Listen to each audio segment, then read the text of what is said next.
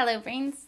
It's Christmas Eve, and there's a tradition that I think I want to start this year, which is to read Christmas stories on Christmas Eve. And I don't have my family here, and so I thought I would read them to you. So, Christmas stories. I'm going to read a couple, maybe. The first one is The Gift of the Magi. $1.87. That was all. And 60 cents of it was in pennies. Pennies saved 1 and 2 at a time by bulldozing the grocer and the vegetable man and the butcher until one's cheeks burned with the silent imputation of parsimony that such close dealing implied. 3 times Della counted it. $1.87. And the next day would be Christmas. There was clearly nothing to do but flop down on the shabby little couch and howl. So Della did it, which instigates the moral reflection that life is made up of sobs, sniffles, and smiles, with sniffles predominating. While the mistress of the home is gradually subsiding from the first stage to the second, take a look at the home, a furnished flat at $8 per week. It did not exactly beg your description, but it certainly had that word on the lookout for the mendicancy squad. In the vestibule below was a letterbox into which no letter would go, and an electric button from which no mortal finger could coax a ring. Also appertaining thereunto was a card bearing the name Mr. James Dillingham Young. The Dillingham had been flung to the breeze during a former period of prosperity, when its possessor was being paid $30 per week. Now, when the income was shrunk to $20, the letters of Dillingham looked blurred, as though they were thinking seriously of contracting to a modest and unassuming D. But whenever Mr. James Dillingham Young came home and reached his flat above, he was called Jim, and greatly hugged by Mrs. James Dillingham Young, already introduced to you as Della, which is all very good. Della finished her cry and attended to her cheeks with the powder rag. She stood by the window and looked out dully at a gray cat walking a gray fence in a gray backyard. Tomorrow would be Christmas Day, and she only had $1.87 with which to buy Jim a present. She had been saving every penny she could for months with this result. $20 a week doesn't go far. Expenses had been greater than she calculated. They always are. Only $1.87 to buy a present for Jim. Her Jim. Many a happy hour she had spent planning for something nice for him. Something fine and rare and sterling. Something just a little bit near to being worthy of the honor of being owned by Jim. There was a pier glass between the windows of the room. Perhaps you have seen a pier glass in an $8 flat. A very thin and very agile person may, by observing his reflection in rapid sequence of longitudinal strips, obtain a fairly accurate conception of his looks. Della, being slender, had mastered the art. Suddenly she whirled from the window and stood before the glass. Her eyes were shining brilliantly, but her face had lost its color within 20 seconds. Rapidly she pulled down her hair and let it fall to its full length. Now there were 2 possessions of the James Dillingham Youngs in which they both took a mighty pride. One was Jim's gold watch that had been his father's and his grandfather's. The other was Della's hair. Had the Queen of Sheba lived in the flat across the airshaft, Della would have let her hair hang out the window someday to dry, just to depreciate Her Majesty's jewels and gifts. Had King Solomon been the janitor with all his treasures piled up in the basement, Jim would have pulled out his watch every time he passed, just to see him pluck at his beard from envy. So now Della's beautiful hair fell about her, ripping and shining like a cascade of brown waters. It reached below her knee and made itself almost a garment for her. And then she did it up again, nervously and quickly. Once she faltered for a minute and stood still while a tear or two splashed on the worn red carpet. On went her old brown jacket, on went her old brown hat. With a whirl of skirts and with the brilliant sparkle still in her eyes, she fluttered out the door and down the stairs to the street. Where she stopped, the sign read, Mademoiselle Sofronie, hair goods of all kinds. One flight up Della ran, and collected herself, panting. Madame, large, too white, chilly, hardly looked the Sofronie. Will you buy my hair? Said Della. I buy hair, said Madame. Take your hat off and let's have a sight at the looks of it. Down rippled the brown cascade. $20, said Madame, lifting the mass with a practiced hand. Give it to me quick, said Della. Oh, and the next 2 hours tripped by on rosy wings. Forget the hashed metaphor. She was ransacking the stores for Jim's present. She found it at last. It surely had been made for Jim and no one else. There was no other like it in any of the stores, and she had turned all of them inside out. It was a platinum fob chain, simple and chaste in design, properly proclaiming its value by substance alone and not by meretricious ornamentation, as all good things should do. It was even worthy of the watch. As soon as she saw it, she knew that it must be Jim's. It was like him, quietness and value. The description applied to both. $21 they took from her for it, and she hurried home with the 87 cents. With that chain on his watch, Jim might be properly anxious about the time in any company. Grand as the watch was, he sometimes looked at it on the sly on account of the old leather strap that he used in place of a chain. When Della reached home, her intoxication gave way a little to prudence and reason. She got out her curling irons and lighted the gas and went to work repairing the ravages made by generosity added to love, which is always a tremendous task, dear friends, a mammoth task. Within 40 minutes, her head was covered with tiny, close-lying curls that made her look wonderfully like a truant schoolboy. She looked at her reflection in the mirror long, carefully, and critically. If Jim doesn't kill me, she'd said to herself, before he takes a second look at me, he'll say I look like a Coney Island chorus girl. But what could I do? What could I do with $1.87? At 7 o'clock, the coffee was made and the frying pan was on the back of the stove, hot and ready to cook the chops. Jim was never late. Della doubled the fob chain in her hand and sat on the corner of the table near the door that he always entered.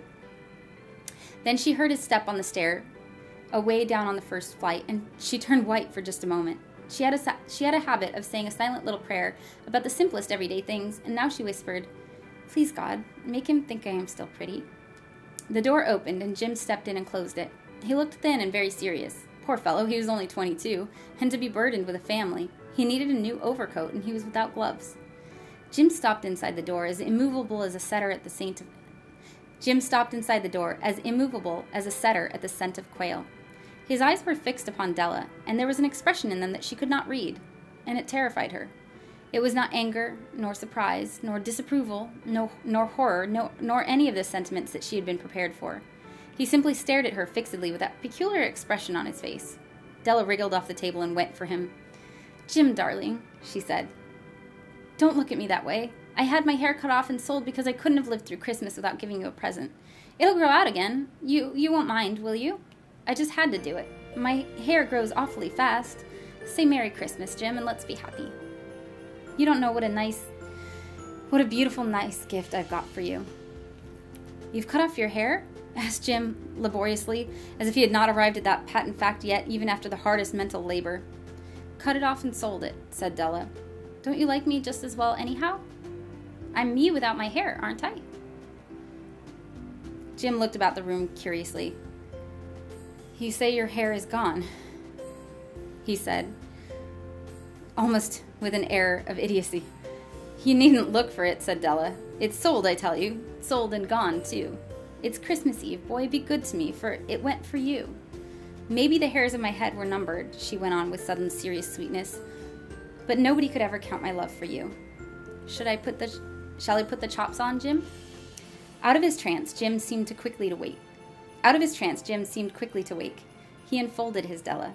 For 10 seconds, let us regard with discreet scrutiny some inconsequential object in the other direction. $8 a week or $1 million a year. What is the difference? A mathematician or a wit would give you the wrong answer. The Magi brought valuable gifts, but that was not among them. This dark assertion will be illuminated later on. Jim drew a package from his overcoat pocket and threw it upon the table. "Don't make any mistake, Dell," he said, "about me. I don't think there's anything in the way of a haircut or shave or a shampoo that could make me like my girl any less. But if you'll unwrap that package, you may see why you had me going a while at first."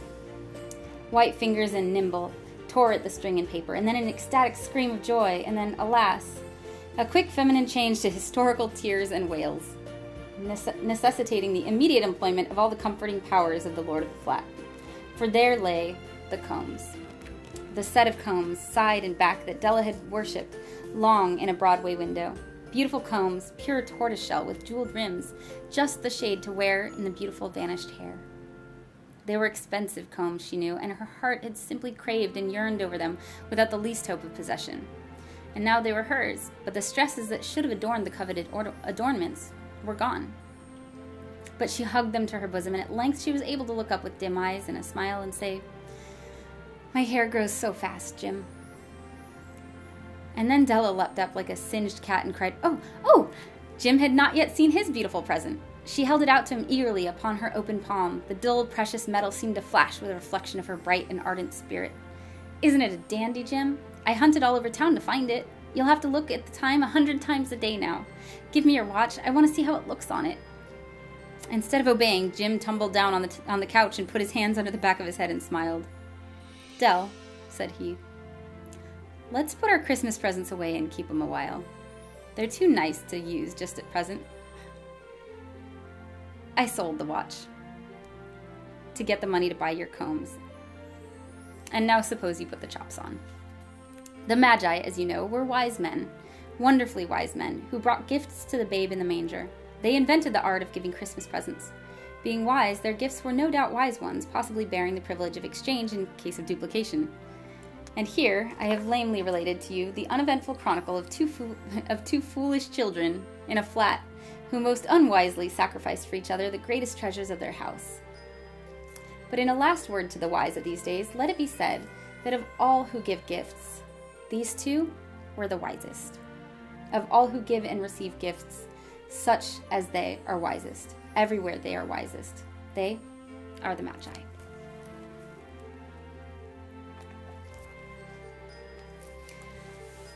And then this one is my favorite Christmas story. This is Christmas Every Day. The little girl came into her papa's study, as she always did Saturday morning before breakfast, and asked for a story. He tried to beg off that morning, for he was very busy, but she would not let him. So he began, "Well, once there was a little pig." She put her hand over his mouth and stopped him at the word. She said she had heard little pig stories till she was perfectly sick of them. "Well, what kind of story shall I tell then?" "About Christmas. It's getting to be the season. It's past Thanksgiving already."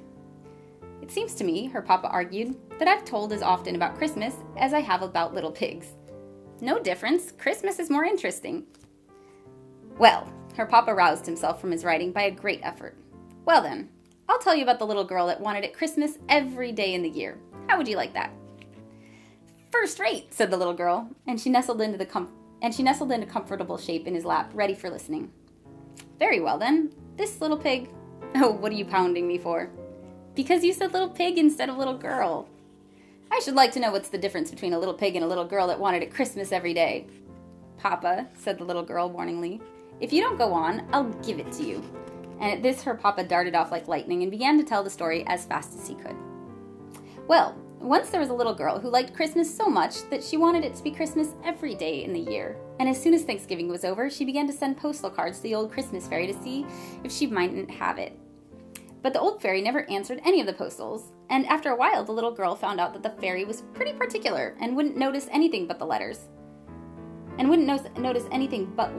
not even correspondence cards and envelopes, but real letters on sheets of paper and sealed outside with a monogram, or your initial anyway. So then she began to send her letters, and in about 3 weeks, or just the day before Christmas it was, she got a letter from the fairy saying she might have it Christmas every day for a year, and then they would see about having it longer. The little girl was a good deal excited already, preparing for the old-fashioned once-a-year Christmas that was coming the next day, and perhaps the fairy's promise didn't make such an impression on her as it would have made it some other time. She just resolved to keep it to herself and surprise everybody with it as it kept coming true, and then it slipped out of her mind altogether. She had a splendid Christmas. She went to bed early so as to let Santa Claus have a chance at the stockings, and in the morning she was up the first of anybody and went and felt them and found hers all lumpy with packages of candy and oranges and grapes and pocketbooks and rubber balls and all kinds of small presents, and her big brothers with nothing but the tongs in them, and her young lady sisters with a new silk umbrella, and her papas and mamas with potatoes and pieces of coal wrapped up in tissue paper, just as they always had every Christmas. Then she waited around till the rest of the family were up, and she was the first to burst into the library when the doors were opened, and look at the large presents laid out on the library table. Books and portfolios and boxes of stationery and breastpins and dolls and little stoves and dozens of handkerchiefs and inkstands and skates and snow shovels and photograph frames and little easels and boxes of watercolors and Turkish paste and nougat and candied cherries and dolls' houses and waterproofs and the big Christmas tree, lighted and standing in a wastebasket in the middle. She had a splendid Christmas all day. She had a splendid Christmas all day. She ate so much candy that she did not want any breakfast, and the whole forenoon the presents kept pouring in that the expressman had not had time to deliver the night before, and she went round giving the presents she had got for other people, and came home and ate turkey and cranberry for dinner, and plum pudding and nuts and raisins and oranges and more candy, and then went out and coasted and came in with a stomachache, crying, and her papa said he would see if his house was turned into that sort of fool's paradise another year, and they had a light supper, and pretty early everybody went to bed cross. Here the little girl pounded her papa in the back again. Well, what now? Did I say pigs? You made them act like pigs. Well, didn't they? No matter. You wanted to put it into a story. Very well then. I'll take it all out. Her father went on. The little girl slept very heavily, and she slept very late, but she was wakened at last by the other children dancing around her bed with their stockings full of presents in their hands. What is it? The little girl asked, and she rubbed her eyes and tried to rise up in bed. Christmas! Christmas! Christmas! They all shouted and waved their stockings. Nonsense! It was Christmas yesterday. Her brothers and sisters just laughed. We don't know about that. It's Christmas today anyway. You come into the library and see. All at once it flashed on the little girl that the fairy was keeping her promise, and her year of Christmases was beginning. She was dreadfully sleepy, but she sprang up like a lark that had overeaten itself and gone to bed cross, and darted into the library. There it was again, books and portfolios and boxes of stationery and breastpins. You needn't go over all of it, Papa. I guess I can just remember what was there, said the little girl. Well, and there was the Christmas tree blazing away, and the family picking out their presents, but looking pretty sleepy, and her father perfectly puzzled, and her mother ready to cry. I'm sure I don't see how I'm to dispose of all these things, said her mother, and her father said it seemed to him they had something just like it the day before, but he supposed he must have dreamed it. This struck the little girl as the best kind of a joke, and so she ate so much candy she didn't want any breakfast, and went round carrying presents, and had turkey and cranberry for dinner, and then went out and coasted and came in with a, Papa, well, what now? What did you promise, you forgetful thing? Oh, yes. Well, the next day it was just the same thing over again, but everybody getting crosser, and at the end of a week's time, so many people had lost their tempers that you could pick up lost tempers anywhere. They were perfectly strewed over the ground. Even when people tried to recover their tempers, they usually got someone else's, and it made the most dreadful mix. The little girl began to get frightened, keeping the secret all to herself. She wanted to tell her mother, but she didn't dare to, and she was ashamed to ask the fairy to take back her gift. It seemed ungrateful and ill-bred, and she thought she would try to stand on it. And she thought she would try to stand it, but she hardly knew how she could for a whole year. So it went on, and it was Christmas on St. Valentine's Day and Washington's birthday, just the same as any day, and it didn't even skip the 1st of April, though everything was counterfeit that day. That was some little relief. After a while, coal and potatoes began to be awfully scarce. So many had been wrapped up in tissue paper to fool papas and mamas with. Turkeys got to be about $1,000 apiece. Papa, well, what? You're beginning to fib. Well, 2,000 then. And they got off to passing almost anything for turkeys. Half-grown hummingbirds and even rocks out of the Arabian Nights. The real turkeys were so scarce. And cranberries. Well, they asked $1 apiece for cranberries. All the woods and orchards were cut down for Christmas trees, and where the woods and orchards used to be, it looked just like a stubble field with the stumps. After a while, they had to make Christmas trees out of rags and stuff them with bran like old-fashioned dolls, but there were plenty of rags because people got so poor buying presents for one another that they couldn't get any new clothes, and they just wore their old ones to tatters. They got so poor that everybody had to go to the poorhouse, except the confectioners and the fancy storekeepers and the picture book sellers and the expressmen, and they all got so rich and proud that they would hardly wait upon a person when he came to buy. It was perfectly shameful. Well, after it had gone on about 3 or 4 months, the little girl, whenever she came into the room in the morning and saw those great, ugly, lumpy stockings dangling at the fireplace and the disgusting presents around everywhere, used to just sit down and burst out crying. In 6 months, she was perfectly exhausted. She couldn't even cry anymore. She just lay on the lounge and rolled her eyes and panted. About the beginning of October, she took to sitting down on dolls wherever she found them. French dolls or any kind. She hated the sight of them so. And by Thanksgiving, she was crazy and just slammed her presents across the room. By that time, people didn't carry presents around nicely anymore. They flung them over the fence or through the window or anything, and instead of running their tongues out and taking great pains to write for dear Papa or Mama or brother or sister or Susie or Sammy or Billy or Bobby or Jimmy or Jenny or whoever it was and troubling to get the spelling right and then signing their names and Christmas 18. They used to write in the gift books, "Take it, you horrid old thing," and then go and bang it against the front door. Nearly everybody had built barns to hold their presents, but pretty soon the barns overflowed, and then they used to let them lie out in the rain or anywhere. Sometimes the police used to come and tell them to shovel their presents off the sidewalk, or they would arrest them. "I thought you said everybody had gone to the poorhouse," interrupted the little girl. "They did go at first," said her papa, "but after a while the poorhouses got so full that they had to send the people back to their own houses. They tried to cry when they got back, but they couldn't make the least sound." "Why couldn't they?" "Because they had lost their voices, saying Merry Christmas so much. Did I tell you how it was on the 4th of July? "No, how was it?" And the little girl nestled in closer in expectation of something uncommon. "Well, the night before, the boys stayed up to celebrate, as they always do, and fell asleep before 12 o'clock, as usual, expecting to be wakened by the bells and cannon.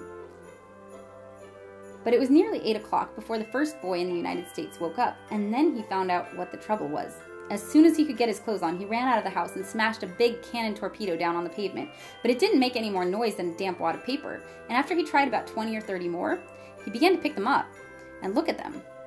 Every single torpedo was a giant raisin. Then he just streaked it upstairs and examined his firecrackers and toy pistol and $2 collection of fireworks and found that they were nothing but sugar and candy painted up to look like fireworks. Before 10 o'clock, every boy in the United States found out that his 4th of July things had turned into Christmas things, and then they just sat down and cried. They were so mad.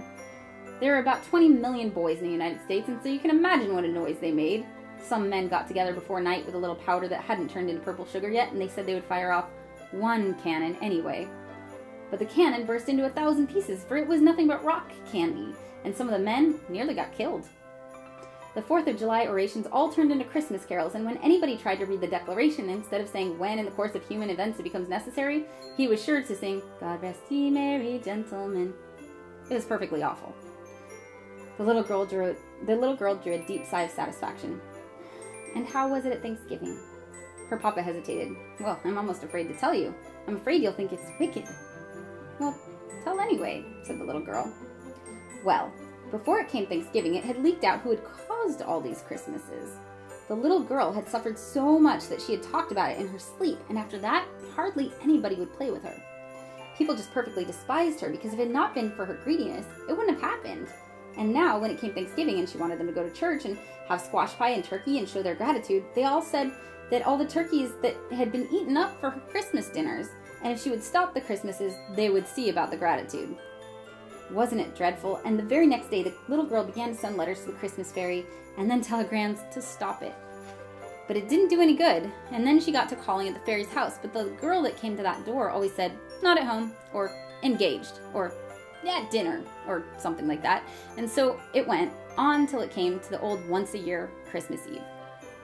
The little girl fell asleep, and when she woke up in the morning, she found it was all nothing but a dream, suggested the little girl. "No, indeed," said her papa. "It was all every bit true." Well, what did she find out then? Why, that it wasn't Christmas at last, and it wasn't ever going to be any more. Now it's time for breakfast. The little girl held her papa fast around the neck. "You shouldn't go if you're going to leave it so. How do you want it left?" "Christmas once a year." "All right," said her papa, and he went on again. Well, there was the greatest rejoicing all over the country, and it extended clear up into Canada. The people met together everywhere and kissed and cried for joy. The city carts went around and gathered up all the candy and raisins and nuts and dumped them into the river, and it made the fish perfectly sick. And the whole United States, as far out as Alaska, was one blaze of bonfires where the children were burning up their gift books and presents of all kinds. They had the greatest time. The little girl went to thank the old fairy because she had stopped its being Christmas and said she hoped she would keep her promise and see that Christmas never came again. Then the fairy frowned and asked her if she was sure she knew what she meant. And the little girl asked her why not. And the old fairy said that now she was behaving just as greedily as ever, and she'd better look out. This made the little girl think it all over carefully again, and she said she would be willing to have it Christmas about once in 1,000 years. And then she said 100, and then she said 10, and at last she got down to 1. Then the fairy said that that was the good old way that had pleased people ever since Christmas began, and she was agreed. Then the little girl said, "What are your shoes made of?" And the fairy said, "Leather." And the little girl said, "Bargain's done forever," and skipped off and hippy-hopped the whole way home. She was so glad. "How will that do?" asked the papa. "First rate," said the little girl. But she hated to have the story stop and was rather sober. However, her mama put her head in at the door and asked her papa, "Are you never coming to breakfast? What have you been telling that child?" Oh, just a moral tale. The little girl caught him around the neck. We know. Don't you tell what, Papa? Don't you tell what? So that's my new tradition. I hope you guys liked it. Merry Christmas. And if you want to see something really cool, one of our editors actually does animations, and he's got a really cool one that I'll link to in the description below. So, Merry Christmas, brains.